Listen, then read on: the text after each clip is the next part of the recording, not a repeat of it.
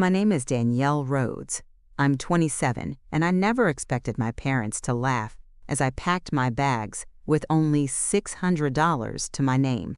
If you've ever felt overlooked or betrayed by your own family, leave a comment and tell me where you're watching from. Like this video and subscribe for more stories like this.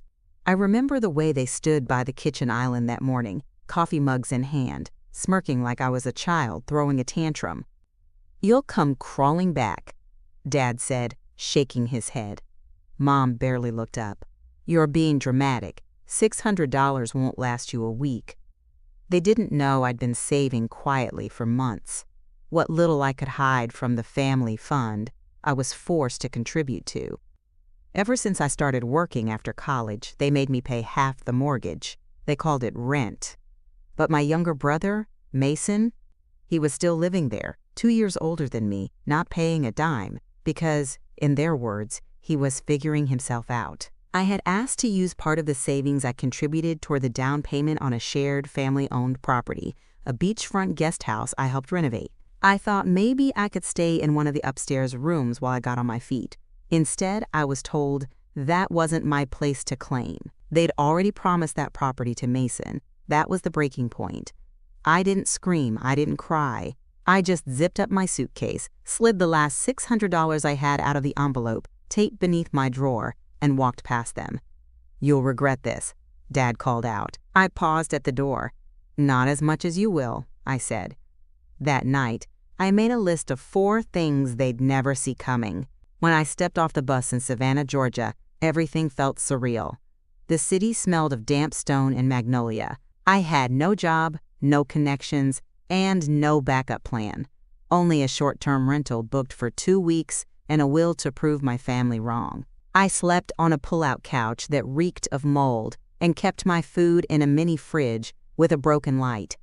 It wasn't glamorous, but it was mine. I walked everywhere. To temp agencies, coffee shops, hotel front desks. I applied to clean rooms, wash dishes, anything that paid under the table while I waited for official documents to transfer. Eventually, a small hotel on Bay Street, the Gilded Lily, took a chance on me.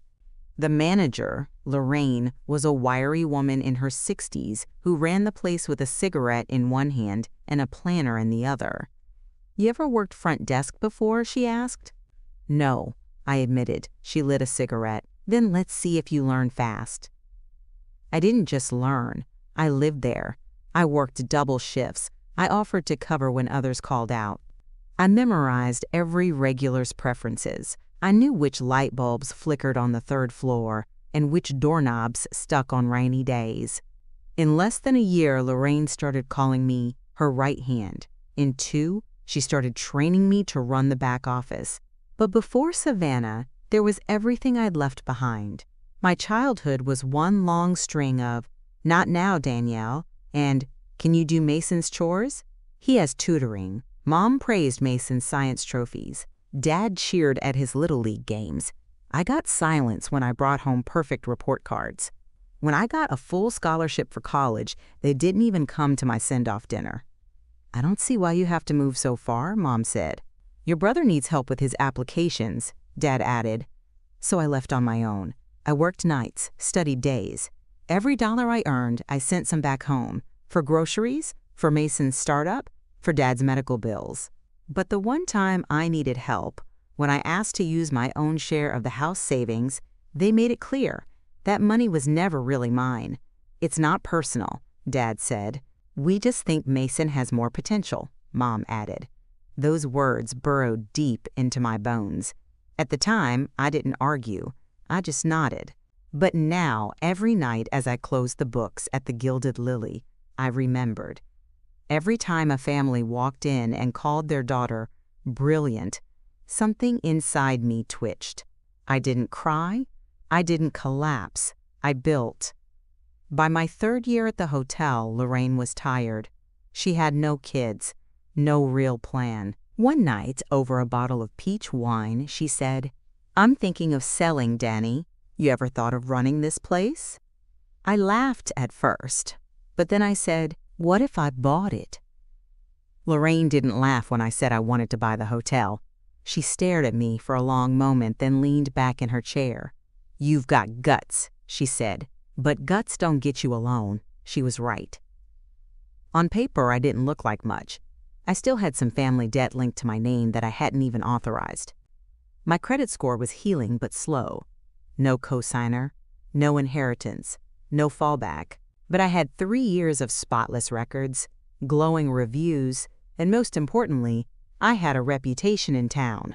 So I started calling everyone. I pitched local investors. I wrote a business plan. I stayed up until 2 a.m. crafting email templates and networking in online forums.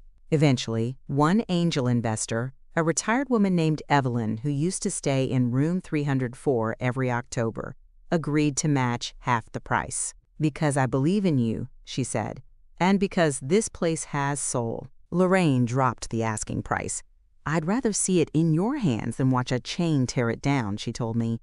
The paperwork was messy. The process took over a year. But the day I signed those papers and held the keys in my hand, I cried, not from fear, but from finality. It was mine. I renamed it quietly the Wren's Nest, after the bird that always made a home where others said it couldn't. I restored every room. I added a rooftop garden. And I became the youngest Black female hotel owner in the district. And still, I hadn't heard from my parents. Not a single call. Until one day, out of nowhere, I got a text from Mason. "Mason, hey, Mom and Dad are in town. Know any cheap hotels?" It hit me like a punch to the gut. They were in my city, looking for somewhere to stay. I didn't respond. But I looked up the number they'd tried to book. And sure enough, their name popped up in our online inquiry system. They hadn't realized it yet. They had requested a last-minute room at my hotel under a generic booking site. I clicked reject. 3 minutes later, our front desk rang. Danny? There's a couple downstairs. Walk-ins. Name's Rhodes." My stomach clenched. I walked down to the lobby, and there they were. Mom, in her travel cardigan. Dad, holding a printout confirmation. She looked up and blinked when she saw me. "Danielle?" Dad furrowed his brow. "You work here?" I smiled. Calm, professional. "I own it." They froze. The silence was louder than any scream. Dad opened his mouth. "How did you?" I cut him off. "We're fully booked." But the website said, "We prioritize direct guests. I'm sure you'll find something nearby." I turned and walked away before they could say another word. Behind me, the desk staff blinked in stunned silence. And that was the first time I felt what power, real, quiet, earned power, actually felt like. That night, I watched them from the rooftop garden. They stood across the street, luggage in hand, staring up at the glowing windows of a hotel they couldn't enter. My hotel. For a second, I wondered if I should feel guilt. But then I remembered the years. The money they took from my account without permission, calling it borrowing. The way they rewrote my history to favor Mason. The way they dismissed me for walking away with nothing, forgetting it was them who pushed me to the edge. My staff didn't ask questions, but whispers spread fast. "Those were your parents?" one asked later, gently. I nodded. "They didn't recognize what I was building," I said. "Now they can't afford what I built." It wasn't about money. It never was. It was about worth. They thought I had none. In the following weeks, they tried again. Mom emailed from a new address. "Can we talk?" Dad texted once. "I hear the place is doing well. We're proud of you." I didn't respond. They didn't apologize. They just wanted access. A month later, Mason sent another message. "Mason, they're struggling. Dad lost his pension. The house might go. Maybe you could help?" I stared at the screen. I remembered all the times I paid their bills while skipping meals. All the birthdays I spent alone while they took Mason to dinner. All the calls I made from my dorm room, crying, and all the times they said, "We're busy." I sent one reply. "Me, tell them the Wren's Nest offers discounts to military veterans, single mothers, and teachers. Not parents who laughed when their daughter left with $600. He didn't reply. Weeks passed. Then one morning, I got a letter. A handwritten envelope addressed carefully to the wren's nest. Inside was a note from Lorraine. Not my parents. She'd heard through someone in town that they were asking around for help, claiming I had cut them off unfairly. She ended the note with a sentence that sat with me for days. Don't ever let people who buried you act like they watered you. The letter from Lorraine sat in my drawer for a week. Every time I opened it, that one line hit harder. Don't ever let people who buried you act like they watered you. She knew. She always had. The wren's nest was thriving. We'd just been featured in a regional travel magazine. A local influencer made a weekend vlog that went semi-viral. I was negotiating with a boutique investor about expanding into a second location on the coast. But success didn't quiet the ache. It just shifted it. Some nights, I'd walk past the guest check-ins, watching families laugh over check-in snacks and champagne. I'd see fathers carry daughters' suitcases, mothers brag about their kids' promotions, and I'd wonder, what would it have been like if I had just once heard, "We're proud of you, Danny. We've got your back." But healing isn't always about hearing the apology. Sometimes it's about realizing you don't need it. 2 months after the walk-in incident, Mason showed up in person, not at the hotel but outside my building, waiting on a bench. He looked thinner. His hoodie was wrinkled. He stood up when he saw me. "I just want 5 minutes." I folded my arms. "You got 2. He looked down, then back up. "They're losing the house.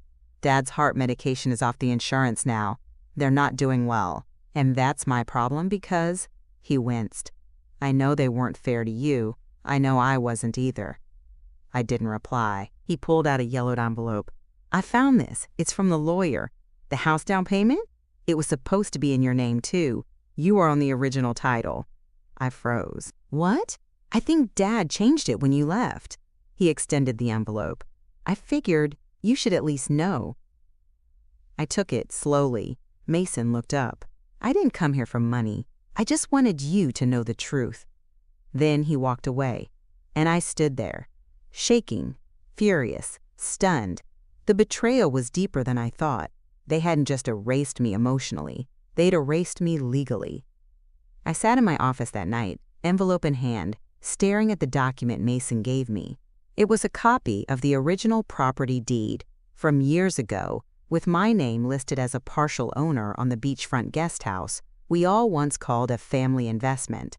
But the final transfer document, the one filed a few months after I left home, showed only one name, Mason. No sale, no formal renunciation from me, just gone. I remembered scrubbing those floors, painting the porch railings, budgeting the renovation costs while Mom and Dad made jokes about me being too controlling. They'd removed me quietly, permanently.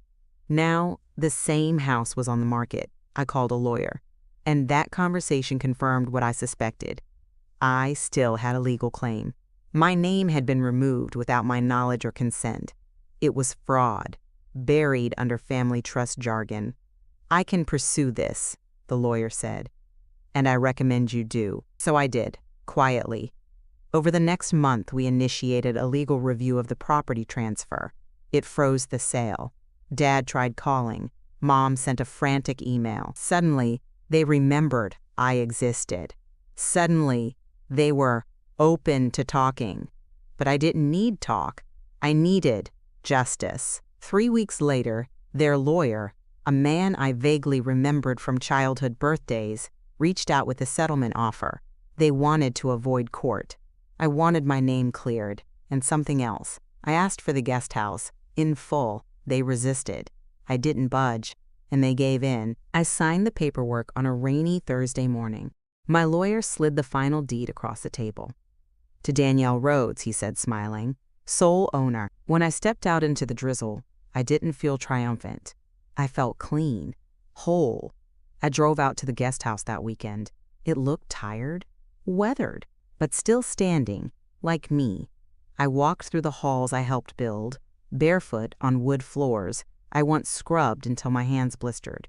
This time, there were no parents watching me clean, no one laughing as I lifted what they refused to, just me and peace. The next spring, I reopened the guest house under new branding, new staff, and a new name, the Second Nest. It was a quiet nod to my hotel, the Wren's Nest, and to the truth I had finally embraced. Home doesn't have to be where you came from. Sometimes it's what you build when no one believes in you. I never sent an invitation to my parents, but I did receive one, a pastel card in the mail. An invitation to Mason's engagement party, scrawled in ink along the bottom. It would mean a lot to Mom and Dad if you came. I placed the invitation on my desk, then I made a copy of the deed transfer and mailed it to their return address. No note, no explanation, just facts. Weeks later, I got a single text from my mother. "You've made your point. Don't forget who raised you." For the first time in years, I laughed out loud. Because the truth is, they didn't raise me. They tried to break me. And I raised myself, in hotel lobbies, on night shifts, through bitter tears and whispered prayers. I made a life from their rejection, a career from their silence, a home from their dismissal. Now, when people ask about my success, I don't talk about revenge. I talk about rebirth. I tell them about Lorraine, about Evelyn, about grit, grit, grit. Sometimes guests recognize my name. Sometimes they don't. Either way, I smile the same. Because I'm not the girl who left with $600 anymore. I'm the woman who returned, owning everything they couldn't afford. Have you ever had to walk away from people you once called family? Koan hutaha kibble. Drop your story in the comments, and don't forget to subscribe for more stories about reclaiming your power. Send this to someone who needs to know they're not alone.